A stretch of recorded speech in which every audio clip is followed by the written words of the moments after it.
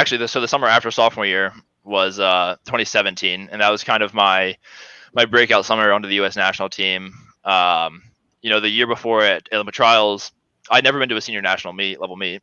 Wow. Olympic trials was my first one, and so I wasn't expecting to like make the team or anything. I was just kind of going for the experience, and I swam well. I think I went around best times, and I went best times in a few, went a little bit off my best time in a couple, and a few others. But I remember sitting at the end of the meet, they kind of parade the team around, the Olympic team. They're like, "This is our Olympic team, here we go." And I was like sitting in the stands, and I was like, man, like I didn't have any expectation to make this team or anything. Like, I don't think anyone here thought I was going to make this team. But I was like sitting there watching them name this team, and I was like, this doesn't like really feel how I want it to.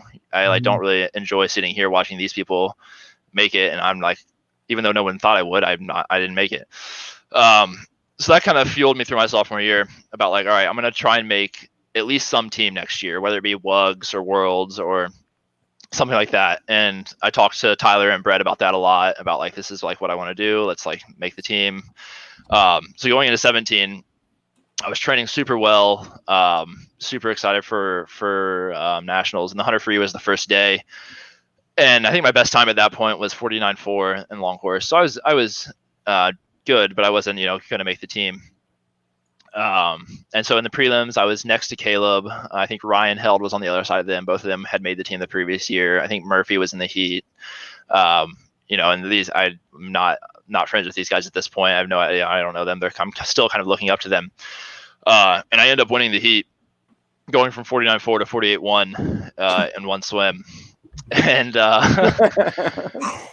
and so that was kind of a wild thing. Kind of wild. Were you expecting it to go? What were you expecting? What was your plan? I actually did think that I could have been around the 48.3 range. Because I was training. I mean, my training that summer was awesome. I was hitting 25.1s, 25.2s back in speed like consistently. Yeah. Wow. And so I was super confident going into the meet, but it's a little bit different when it happens. Yeah. Right.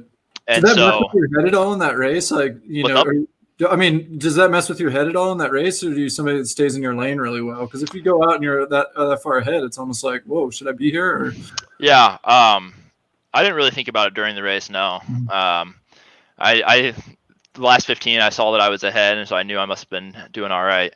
But I didn't really think about it during the race, like especially not, within that 15 to 75 or 15 to 85 mark. I wasn't really paying attention. But that whole day was articles, just who is Zach Apple? Like, where the heck did this guy come from? One of the headlines was an apple a day keeps the competition away. Like, just like everything you could think of. And so that was like cool to see. And like, I was like, wow, I think I'm like here now. And so going to the final, I get fourth in the 100 free, making the world's team, but obviously coming in the top seed was a bit of a bummer, but I made the world's team. So that was awesome.